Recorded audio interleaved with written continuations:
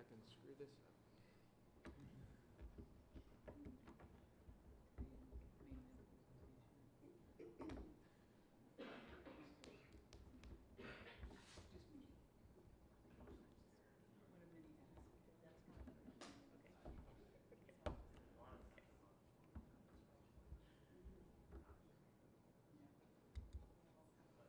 Check, check, check, check, check, check.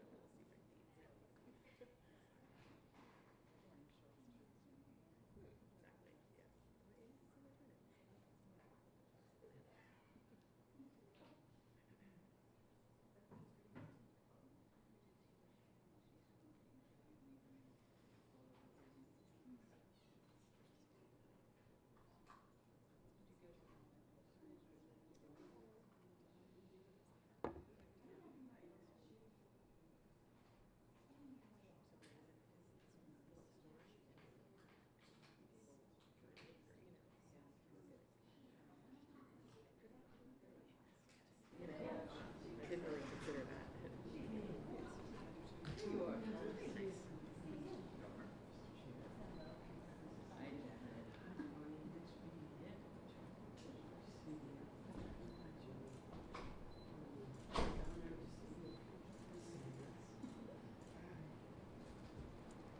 Good morning. We're here to sign LD 1619 into law. Before I do that, I want to ask a couple of people to speak, and whoever else wants to come in. Is this room? This bill has been the product of a great deal of collaboration among many people in the legislature and outside the legislature. The Maine Medical Association has been one of those key partners with whom we've communicated and collaborated on at many times on many issues, but this one in particular has been important. And so I want to ask Dr. Carney Adler, who's here representing the Maine Medical Association. Where'd you go? Yeah, right here. I wasn't expecting to go first. Please. Good morning. I'm Dr. Connie Adler, representing the Maine Medical Association today. Maine Medical Association and its members believe that medical decisions belong in the exam room, not in the legislature, and especially right now, not in the Supreme Court. We want to thank the governor and Representative Talbot Ross and the other representatives who voted and worked so hard on this bill, Senator Jackson and all the senators who voted and worked so hard on this bill, for supporting privacy, self-determination, and the safety of patients and providers. 1619 reflects not only best medical practice, but also the rights of people, pregnant people, to define and control their bodies and their families. and to make decisions with their providers about what is appropriate care. And that's where those decisions belong. Thank you very much, Dr. Adler. And I know that also present are the chairs of the Judiciary Committee, Senator Carney, Representative Moonen, who sat through in very dignified fashion, sat through a 19-hour hearing on this bill. 19 and a half. And, never without contentiousness. Yet they chaired the committee and chaired those proceedings in very thoughtful fashion and courteous fashion. Not always an easy thing to do, and I want to thank you for the way you conducted the committee proceedings. I'd like to ask Reverend Jane Field, who's Executive Director of the Maine Council of Churches, if she has a few words to contribute. Thank you, Governor. Thank you. The Maine Council of Churches is an ecumenical coalition of 7 mainline Protestant denominations that have more than 430 congregations all across the state. As part of our ongoing commitment to advocating for reproductive justice, including access to abortion care, we supported LD 1619. And we did so not despite our faith, but because of it. Rather than offering extreme, rigid, simplistic, one-size-fits-all answers to life's most sensitive, difficult, and complex questions, we believe we are called to respect the moral capacity and the autonomy of those who are pregnant to discern their best path forward in consultation with licensed healthcare providers who are bound by medical ethics and are trained to determine appropriate, necessary medical care at every stage of a pregnancy. We do not believe that anyone should be forced to remain pregnant by the government against the advice of their own doctor. And with the signing of LD 1619 into law, that won't be happening here in Maine. We are grateful to Governor Mills and to all the legislators who voted for this bill. Thanks to their leadership and their courage, Mainers will no longer be forced to travel to faraway states to receive necessary medical care from doctors they don't know at a time when they are suffering unimaginable loss and heartache. At times like that, we don't believe that anyone deserves the kind of judgment or stigma or shame that some religious groups feel entitled to hurl at them. What we at the Maine Council of Churches believe our faith compels us to offer them is simply this: compassion, support, and respect. And this new law will ensure that that's what they'll be able to receive right here at home in Maine. Thank you, Reverend. Someone the committee heard from and others heard from previous to this bill even being drafted is Dana Pierce, whose personal experience and others, the experience of others in her situation inspired this bill. Dana's here today, and I'll ask her to step forward and say a few words about the bill. Thanks for being here. Thank you. Thank you, Governor Mills, and everyone who is here today. My name is Dana Pierce, and I live in Yarmouth, Maine.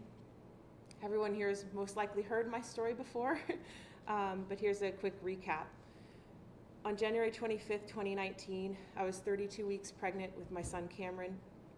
That morning, my husband, John, and I, along with our 3-year-old daughter, Hartley, went to what we expected to be a routine ultrasound in a normal pregnancy.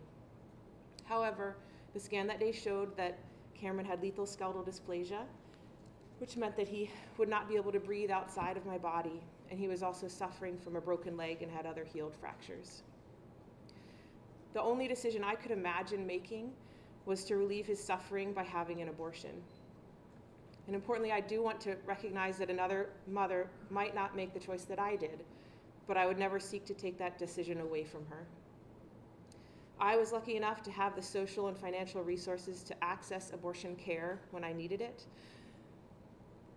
But because I knew that others would not have been so lucky, I have spent the time since then telling my story and advocating for abortion rights. Today is July 19th, 2023. It's been almost 4.5 years since I needed abortion care. My daughter Hartley is now 7, and my son Graham is 3.5. And I'm so grateful that I was able to access safe abortion care when I needed it. I'm here for my family, and my son Graham is here, and he's healthy and strong. In 2019, I wasn't able to have an abortion in Maine, but because of Governor Mills and our phenomenal lawmakers who heard and really listened to my story, other Maine mothers in need of this medical care will not have to suffer like I did. Everyone deserves safe, legal, compassionate, affordable health care and support in life, and especially throughout pregnancy. Abortion for any reason is a deeply personal decision, and one that should be left to pregnant people and their medical team. My experience was a very sad situation made much worse by Maine's former law. Today, Governor Mills is signing LD 1619 into law. Governor Mills, I thank you and our legislators for hearing the real life truth of my story and acting to trust and empower women to make ethical, loving decisions for our own bodies and lives. Your compassion and insight is life-changing, and I thank you for it. Thank you, Dana.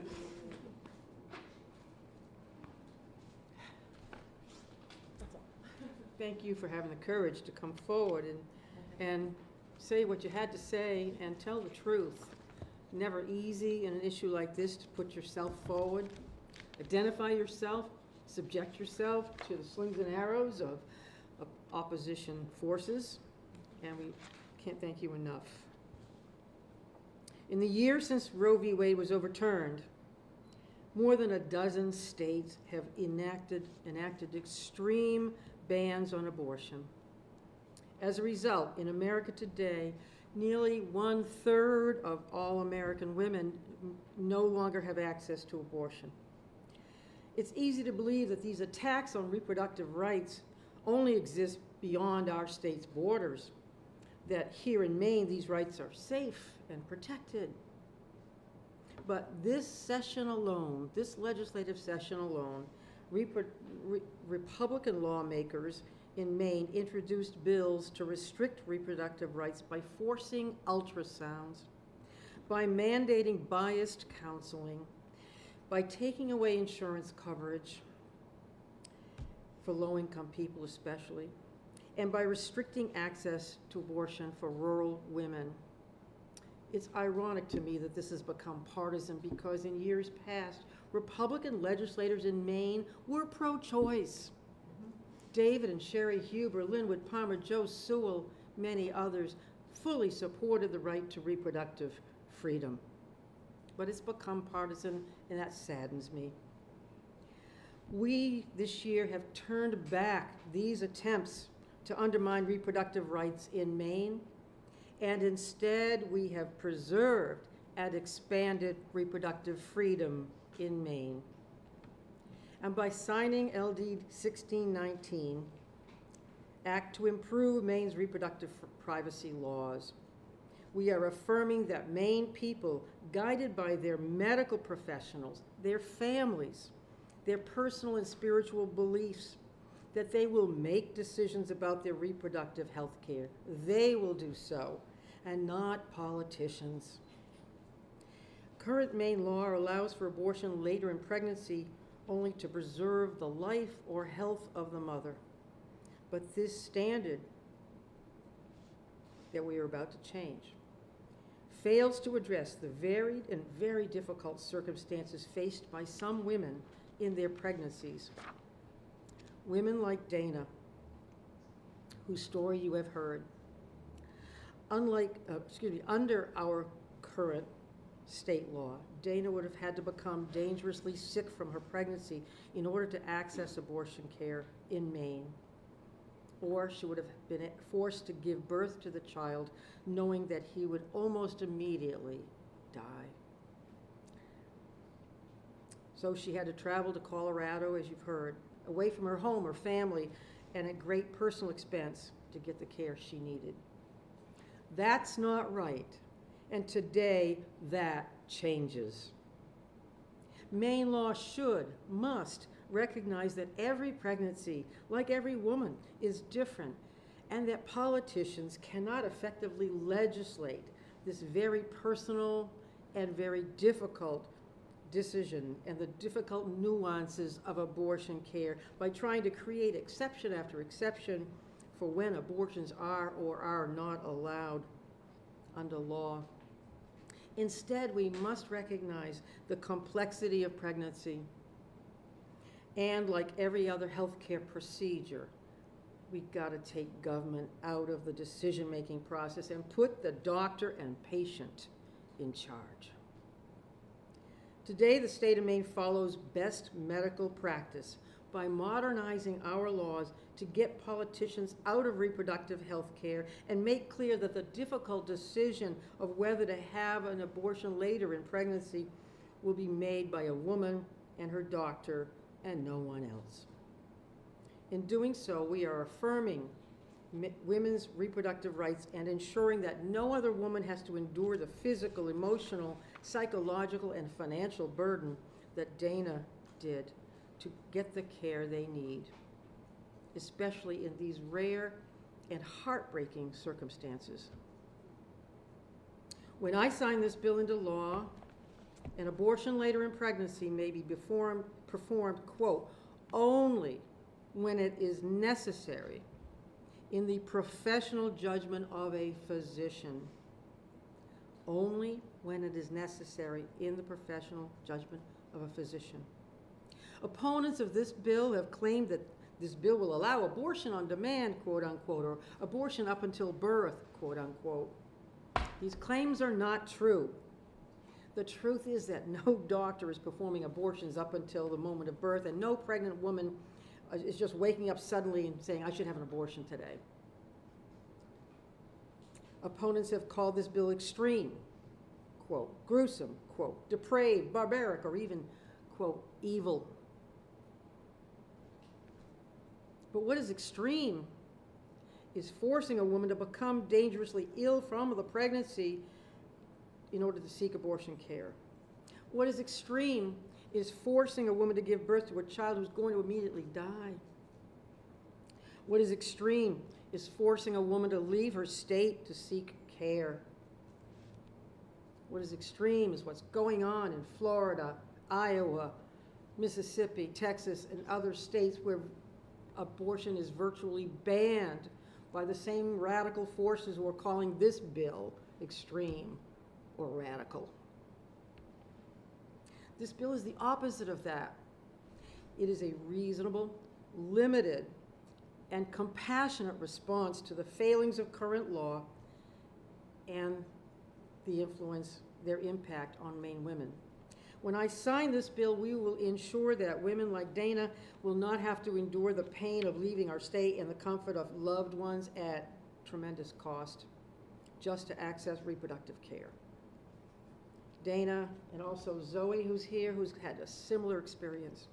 I know that both of you have shared your story several times throughout the legislative process. Your courage, and the courage of those who testified before the legislature about their own experiences with abortion later in pregnancy, will spare other women in Maine from experiencing the same pain, and I thank you. Thank you for coming forward and telling the truth. Maine people deserve the right to make these decisions with their doctors, and we will support that choice. And if that choice is to become a parent, then we'll make sure that that mother and child have access to health care, as we've done by extending postpartum care a full year for people on Maine Care. That's important too, to take care of infants and young children. But in the state of Maine, we support your choice, whatever it may be, because it is yours, your choice, not mine, not any lawmakers, and no one else's, yours in consultation with your licensed physician. Thank you.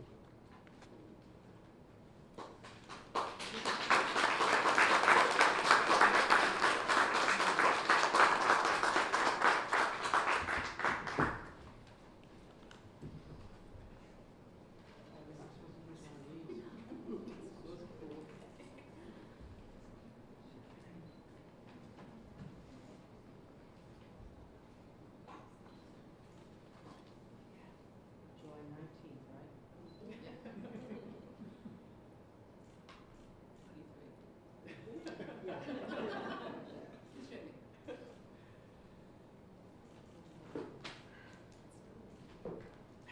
have.